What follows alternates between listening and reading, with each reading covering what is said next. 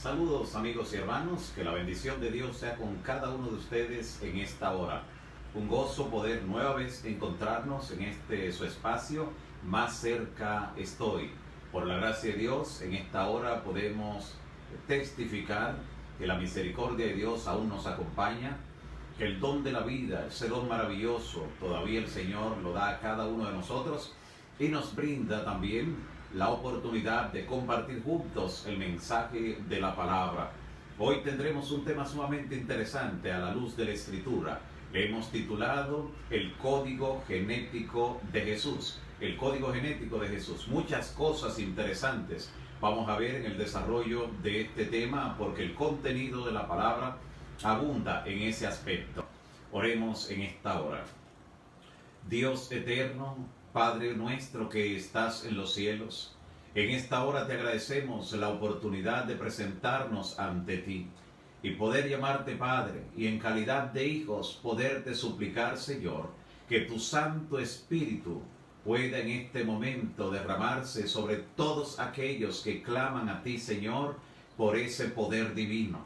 Te rogamos, Señor, que asistas, que visites, que puedas intervenir en forma directa en la vida de las personas, familias y lugares que hemos mencionado en nuestro listado. También que asistas a cada persona, que te manifiestes con poder en la vida de cada uno de aquellos y aquellas que están conectados en esta hora para recibir el mensaje, el estudio de la palabra en este espacio. Queremos, Señor, recibir tu bendición en esta hora y la certeza de que nos has escuchado y que respondes en el nombre de Jesús. Amén, amén. Gracias amigos y hermanos por continuar allí. En estos momentos nos proponemos, luego de la oración, pues iniciar este estudio importante, como hemos ya presentado, como hemos anticipado, el tema, el código genético de Jesús. En el Evangelio según Mateo, capítulo 1, desde el versículo 1 hasta el versículo 17, encontramos una descripción de la genealogía de Cristo. Y en esa genealogía se nos muestra cómo el Señor Jesús decide identificarse con esta raza pecadora, con esta raza débil y caída. Y dentro de esa genealogía podemos examinar el contenido del código genético de nuestro Señor Jesucristo de una forma muy interesante. El Señor Jesús, al venir a este mundo, aunque era el príncipe del cielo, no reclamó al venir en este mundo una sangre azul. No reclamó algún tipo de pedigrí especial, pedigrí selecto. No reclamó algún tipo de abolengo, algún tipo de alcurnia, ningún apellido poderoso.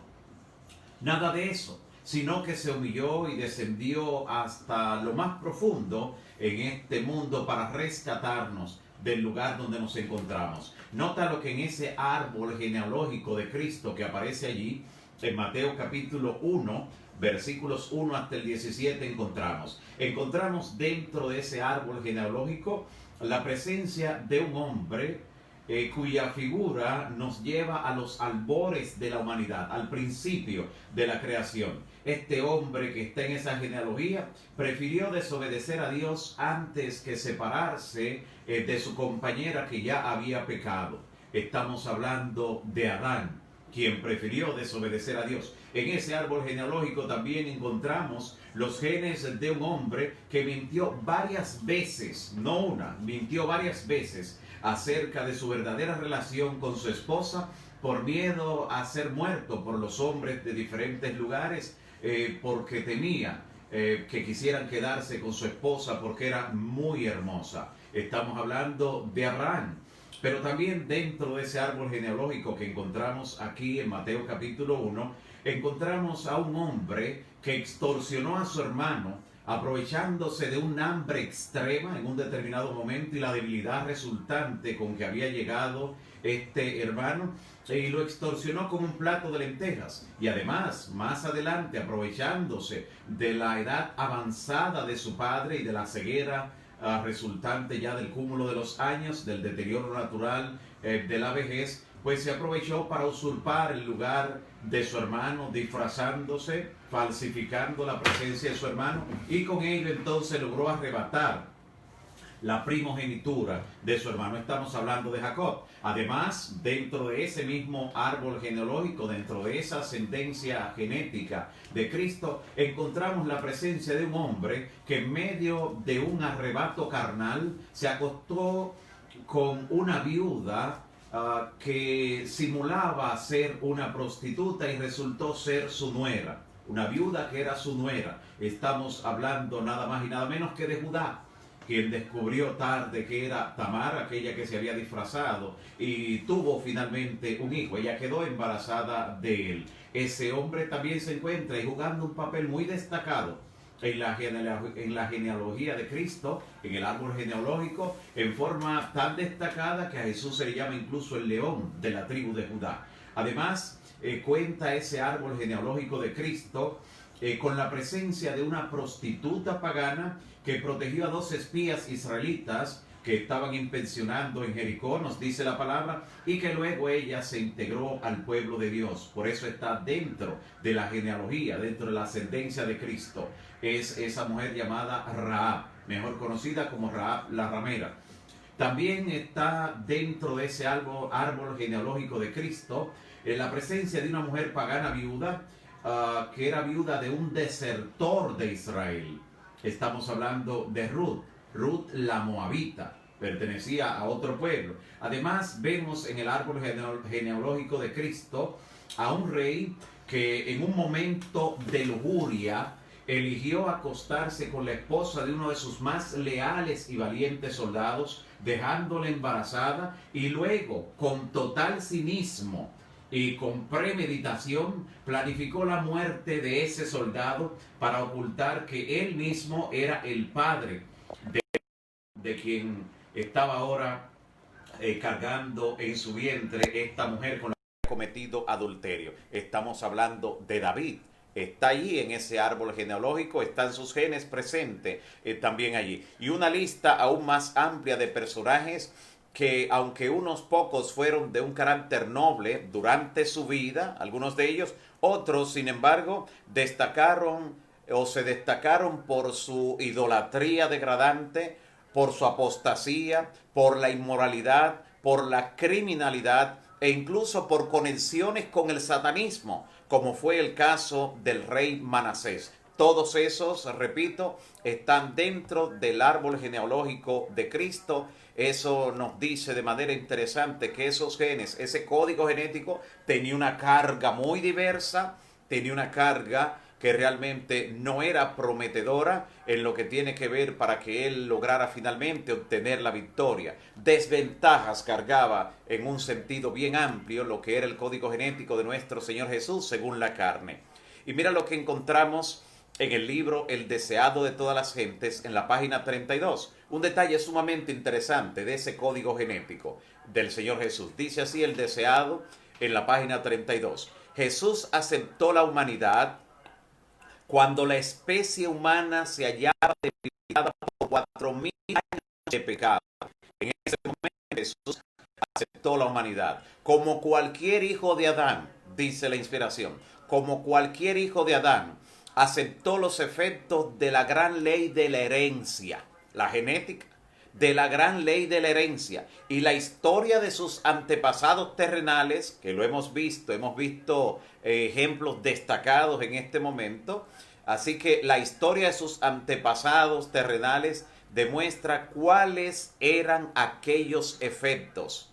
Mas él vino con una herencia tal para compartir nuestras penas, nuestras tentaciones y darnos el ejemplo de una vida sin pecado, a pesar de tener un código genético con una carga como la que acabamos de ver en cada uno de esos antepasados que tuvieron una vida disoluta, una vida de pecado, en su mayoría. Hemos dicho que unos pocos fueron de un carácter noble durante su vida, de los que aparecen allí, pero la mayor parte de ellos tenía un historial que no era para de ninguna manera desearlo o anhelarlo.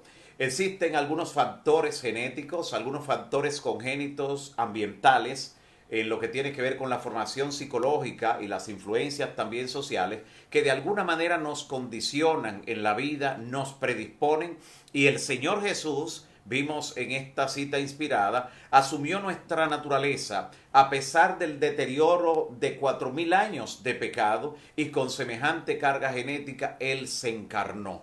¿Y qué nos dice la palabra con relación a todo esto? En Juan capítulo 1, versículo 1 dice que en el principio era el verbo y el verbo era con Dios y el verbo era Dios. Aquel verbo se hizo carne, se encarnó, y vemos en qué tipo de condición genética. Se hizo carne y habitó entre nosotros, y a pesar de tener esa carga genética, vimos su gloria, gloria como la del unigénito del Padre. En Romanos capítulo 8, versículo 3, dice el apóstol Pablo, porque lo que era imposible a la ley, por cuanto era débil por la carne, Dios, enviando a su Hijo en semejanza de carne de pecado, y a causa del pecado condenó al pecado en la carne. Justamente por nuestro Señor Jesucristo tener esa carga genética que contenía todas esas inclinaciones que vemos en la descripción de lo que era su árbol genealógico, justamente por vencer con todas esas desventajas, el Señor Jesús ha condenado al pecado en la carne. Por eso nosotros hoy también podemos obtener la victoria, por lo que nos dice claramente en la palabra. Y debe haber el mismo sentir que hubo también en Cristo Jesús. También nos dice Hebreos en el capítulo 2, versículo 14. Nota lo que dice la carta a los Hebreos, capítulo 2, en el versículo 14. De manera interesante, hablando sobre Cristo y sobre esa naturaleza que portaba ese código genético, dice lo siguiente, 2:14 de Hebreos. Así que por cuanto los hijos participaron de carne y sangre, Él también, Cristo, participó de lo mismo para destruir por medio de la muerte al que tenía el imperio de la muerte, esto es, al diablo. Justamente por haber tomado esa naturaleza, Cristo ha vencido para siempre al enemigo y su victoria es nuestra. En Juan 8:41 aparece algo sumamente interesante. Debido a la condición humana de Cristo, debido a su condición genética y también a un acto de discriminación que había contra su persona. Cristo, quien tuvo un código genético tan diverso, nota que no se ocuparon de ninguna manera de prohibir, de evitar que entre esas personas que formaron parte del árbol genealógico de Cristo viniera una moabita, que estuviera en una cananea, como fue Rahab. No se evitó. La Biblia de ninguna manera apoya la discriminación, apoya el racismo. De ninguna manera, por lo que podemos ver, ni siquiera para ese código genético del santo ser que nacería. Nota que se buscó incluso un vientre que de alguna manera tenía todas las condiciones para que se desarrollara un santo ser, de una virgen, justamente como anticipó la profecía que habría de nacer el Salvador. Sin embargo, de ninguna manera se trató de proteger ese código genético, ese árbol genealógico, para que no entraran personas de otra nación. Nada de eso. Dios no apoya la discriminación, Dios no apoya el racismo. Y mira que Cristo supo muy bien en sí mismo, por su carga genética y su condición humana, lo que significaba la discriminación, aún durante su vida. Mira lo que dice Juan capítulo 8, versículo 41. Jesús le está aquí reprendiendo a los judíos y le dice, ustedes hacen lo mismo que su padre. Y claro, él les dice quién es su padre en ese contexto. Y ellos le dijeron, rechazando la enseñanza de Cristo, le dice, nosotros no somos hijos bastardos. En otra versión dice allí, nosotros no somos hijos de fornicación. ¿Saben lo que le estaban diciendo a Cristo? Le estaban diciendo que él era bastardo, que él era hijo de fornicación. Porque nosotros vemos el relato bíblico y conocemos ya la historia completa y sabemos que Cristo nació de María y que hubo una concepción virginal. Sin embargo, eso no fue creído por el pueblo judío. Recuerde que a los suyos vino y los suyos no les recibieron.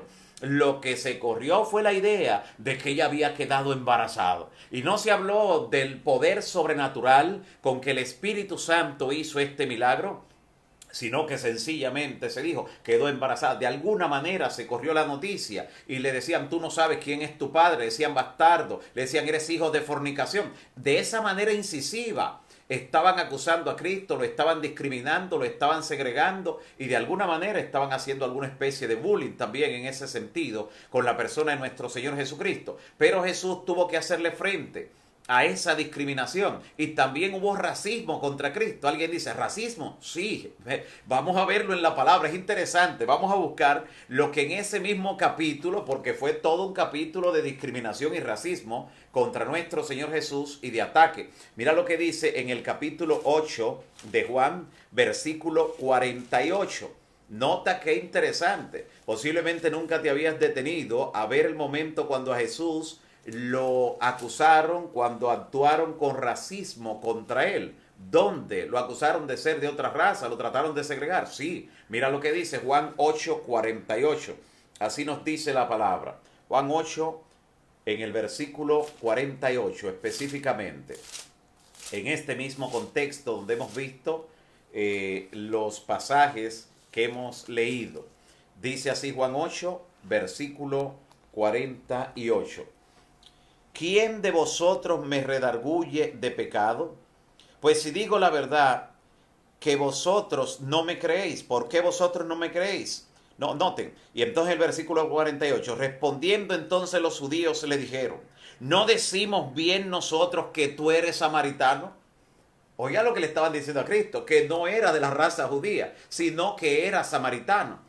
Lo estaban tratando de alguna manera de segregar, con esto lo estaban afuereando del pueblo, que era de otra raza, una raza que ellos consideraban como inferior. Todos los que viven en países que son fronterizos y de alguna manera uno de los países manifiesta discriminación hacia el otro lado, saben de lo que estamos hablando, saben que a veces las personas solo con mencionar la otra nacionalidad lo utilizan como un concepto, un término peyorativo, como una forma insultante, discriminatoria. Tú eres tal cosa o al que se parece o tienes rasgos parecidos, hasta manifiestan ese tipo de racismo comparándolo con otra nación. Pues Cristo sufrió eso. Noten cómo le dice en el versículo 48, no decimos bien que tú eres samaritano. Jesús, quien era judío, no decimos que tú eres samaritano y que tienes demonio. Noten en qué nivel estaban colocando la discriminación y el racismo que estaban aplicando contra la persona de Cristo. Claro, lamentablemente encontramos otros ejemplos en la Biblia donde se presenta también una actitud discriminatoria y también racismo, porque no se excluyen las personas que de repente conocen la verdad de ser vulnerables a cometer esa falta y ese pecado de lo que tiene que ver con el racismo. Recuerdo haber leído en uno de los números de nuestra revista misionera, recuerdo haber leído el ejemplo de una señora que estaba relatándose allí, una señora que de repente una mañana amaneció muy gozosa, muy contenta y llama a su criada que era de color y le dice, mira, anoche tuve un sueño maravilloso, soñé que estaba en el cielo, soñé que vi tantas cosas hermosas. Y en medio de toda la descripción, aquella persona que le servía a ella, que trabajaba para ella como doméstica, que era de color, le dice, señora, y por casualidad no vio allá usted en el cielo personas de color, no vio personas negras. Y ella le dice, después de pensar así un momento, le dice, si supiera que no fui a la cocina a ver. O sea, noten cómo una persona religiosa con una pretendida religiosidad que llega al punto de haberse soñado en el cielo está actuando con un racismo que trasciende incluso a este mundo. Pero ese fue el mismo ejemplo que encontramos en la Biblia, lo vemos de un momento antes de retomar otra vez lo del Señor Jesús, que ocurrió con María.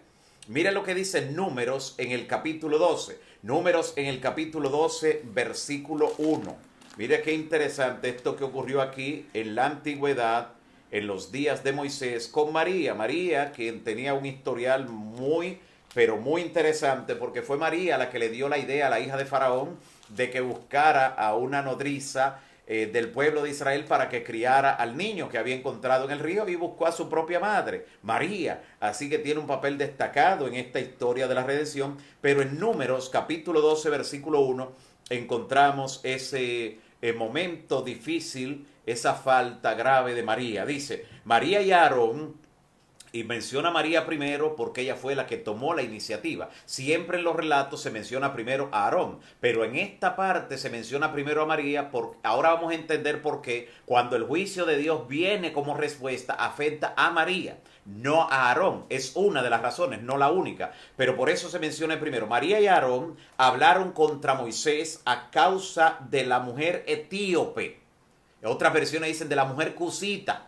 O sea que Séfora, la esposa de Moisés, era etíope, era de color, y ella estaba criticando, cuestionando y discriminando este hecho. Estaba criticando al líder que había en el pueblo, a Moisés, por haber tomado una mujer etíope o cusita, como dicen algunas otras versiones. Así que note cómo en algunos pasajes de manera interesante vemos, pero la reacción de Dios no se hizo esperar, lo que indica que Dios nunca ha estado de acuerdo, ni lo estará, ni con la discriminación, ni con el racismo. Noten que son casos claves y claros en la palabra. Dios no está de acuerdo tampoco con el racismo y la discriminación que se hacen hoy en día en el mundo, especialmente entre hermanos, ¿sabe? Somos una sola raza en el planeta, la raza humana. Algunos quieren subdividir y hablar de la raza blanca, raza amarilla, subdividir cuando hay una sola raza. Es la raza humana, y con esa raza humana Cristo se identificó. No tuvo límites al aceptar en la ascendencia en su árbol genealógico personas de diferentes naciones,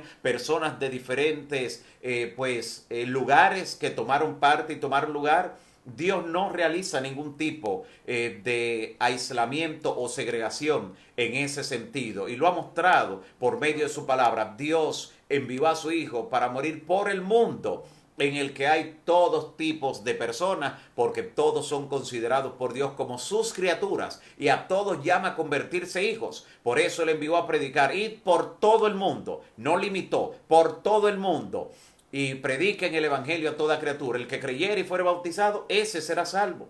Y el Señor entonces le ha dado potestad a los que creen así en su nombre de ser llamados hijos e hijas de Dios. Sumamente interesante. Así que esta manera racista que vemos que actuó en María, que vemos que también se manifestó contra Cristo por medio de los judíos, considerándolo incluso hasta como samaritano, con el concepto que tenían ellos de ese pueblo, de esa gente, también se manifestó de una forma muy sutil, justo cuando se aceptó en el pueblo de Dios en la antigüedad a una de esas personas que están en la genealogía de Cristo, que son parte de ese código genético. Note lo que dice en el capítulo 6 de Josué, esta persona que está en la ascendencia de Cristo en su árbol genealógico, y le hemos mencionado, estamos hablando de Rahab. Muy pocas personas se han detenido a esto que dice en este pasaje de Josué capítulo 6, versículos 22 y 23. Solo notan que fue librada de la destrucción, que fue llevada al pueblo, que ya formó parte del pueblo de Dios, pero no fue así tan sencillo. Mira lo que dice la palabra. Ven conmigo al capítulo 6 de Josué. Josué en el capítulo 6, versículos 22 y 23. Mira lo que nos dice la palabra con relación a esto. Esta persona que en la antigüedad formó parte de ese árbol genealógico de Cristo, pero que cuando decidió aceptar la verdad, aceptar al Señor y formar parte de su pueblo, fue librada de la destrucción, pero mira cómo fue aceptada. Capítulo 6 de Josué, versículos 22 y 23. Dice: Mas Josué dijo a los dos hombres que habían reconocido la tierra, los dos espías que habían sido también protegidos por Rahab, le dijo lo siguiente: entrad en la casa de la mujer ramera y haced salir de allí a la mujer y a todo lo que fuere suyo, como le jurasteis.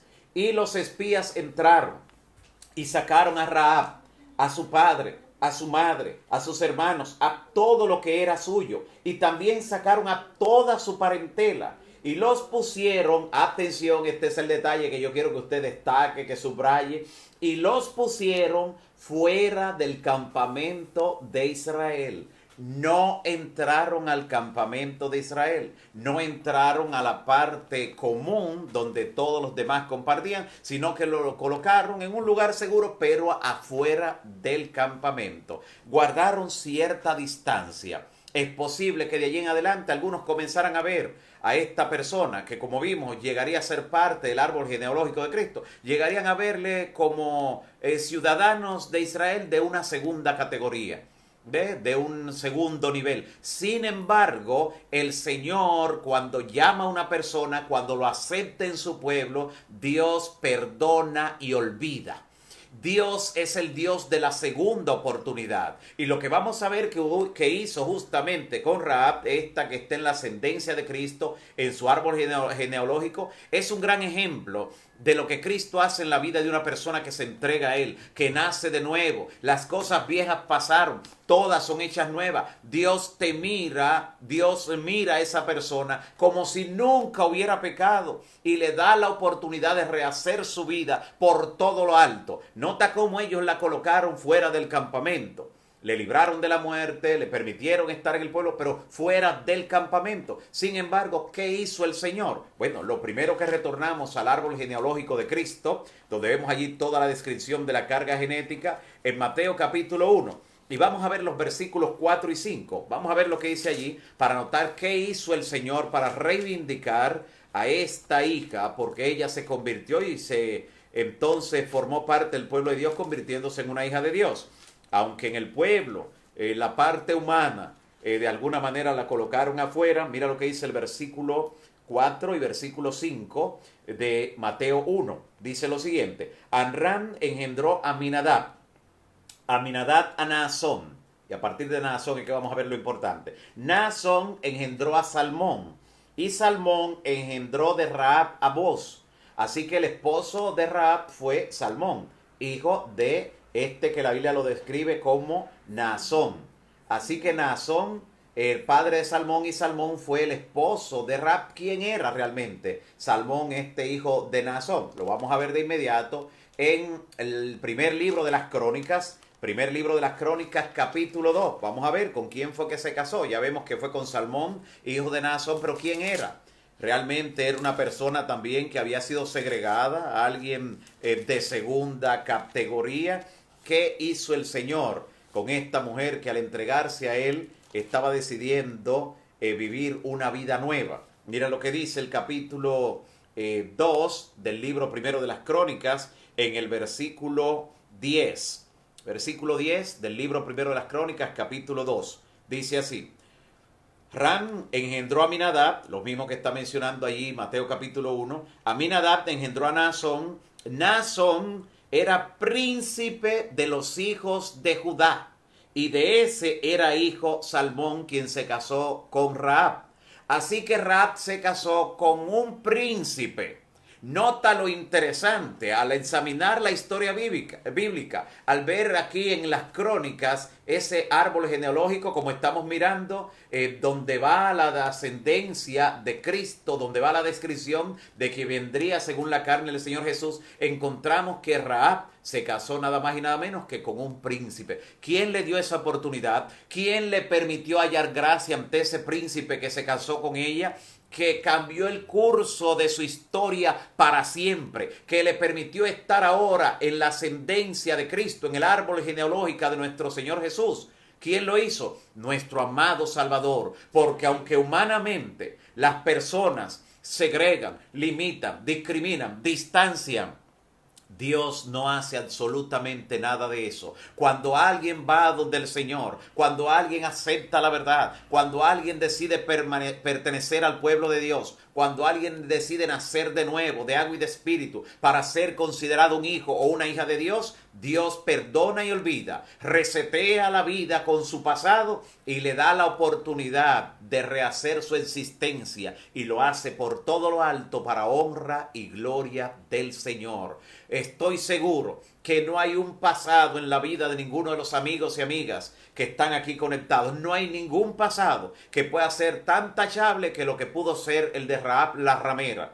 que era conocido, que era tan divulgado, que ya ese era su apellido, incluso decía Rahab la ramera. Sin embargo, al aceptar al Señor, y vemos el contexto cuando lo aceptó, porque cuando el pueblo de Israel venía a la toma de Jericó, ella le dijo a los espías: aquí el pueblo está temblando, y yo reconozco que no hay otro Dios como su Dios, ni en el cielo ni en la tierra. Eso dijo ella, y dice la Biblia en Romanos capítulo 10 que con el corazón se cree para justicia, pero con la boca se confiesa para salvación. Y ella lo confesó, ella aceptó la salvación en Cristo, y por eso vemos que el Señor cambió el curso de su vida. Fue una decisión que giró su destino en 180 grados. El final, la historia, la trascendencia y la influencia de Rahab en ese árbol genealógico de nuestro Señor Jesús indica claramente que Dios le dio un final diametralmente opuesto al que habría sido su vida de no haber aceptado la verdad en un momento tan trascendental, en un momento tan crítico de la historia. Vemos, por tanto, en la palabra de Dios cómo el Señor Jesús tiene una posición bien clara, una posición bien definida con relación a lo que es tomar toda la carga genética de debilidad del ser humano, todo su pasado oscuro, todo lo que fueron sus tendencias hacia el mal, y sin embargo tener la victoria. Y no solo la obtuvo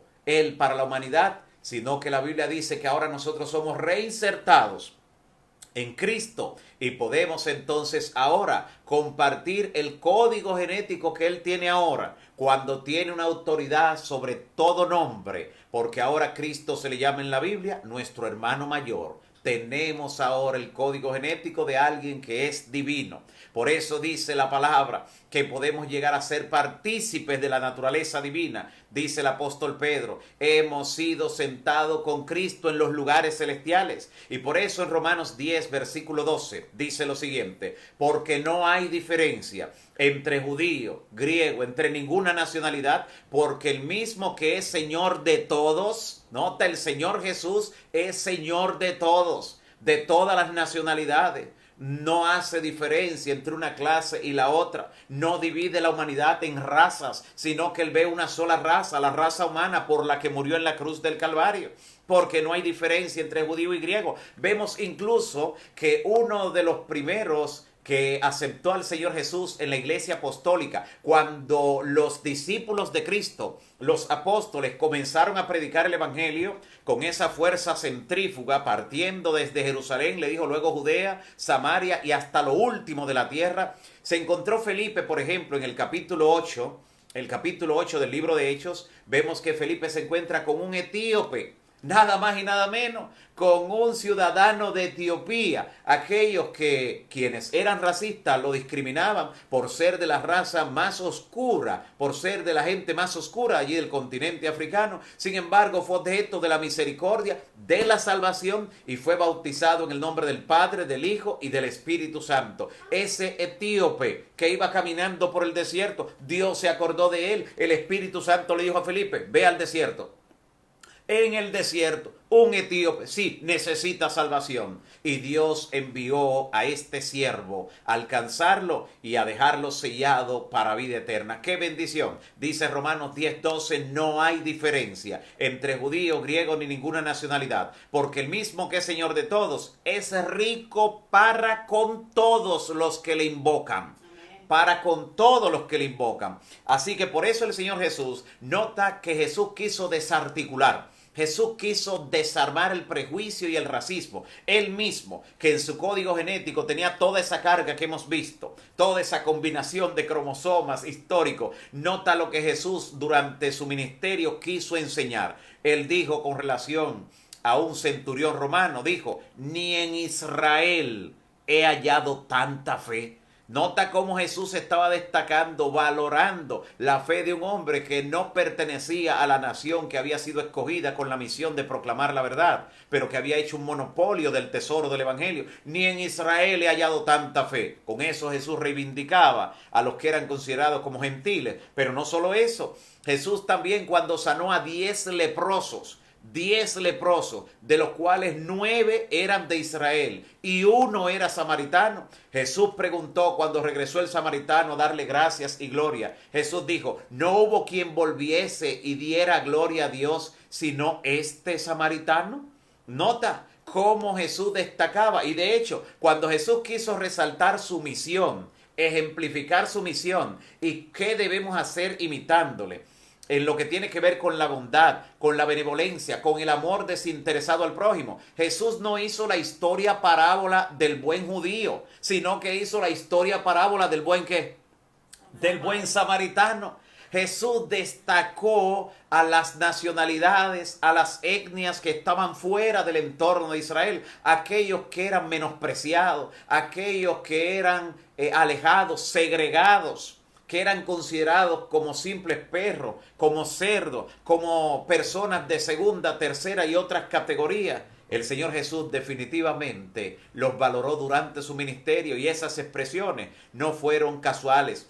Y cuando el Señor Jesús regrese a esta tierra, lo hará también para rescatar a todos los que le esperan. ¿Y quiénes son? Dice la Biblia que serán finalmente rescatados. Lo dice la palabra claramente en el libro de Apocalipsis capítulo 7, versículo 9. En Apocalipsis capítulo 7, versículo 9, el apóstol Juan dice que vio ante el trono de Dios los que fueron rescatados por el Señor Jesús. Y dice que esa gran multitud que nadie podía contar era de toda nación, tribu, lengua y pueblo. El Señor Jesús derribó las barreras del racismo, de la discriminación, de la segregación, del clasismo, de las castas. El Señor Jesús destruyó todo eso. Somos uno, todos somos uno en Cristo Jesús. Y Él regresa por un pueblo que está compuesto así, por esa gran diversidad. Una de las maravillas, uno de los milagros del pueblo remanente de Dios hasta el día de hoy, y lo será hasta el final, es mantener la unidad en la diversidad.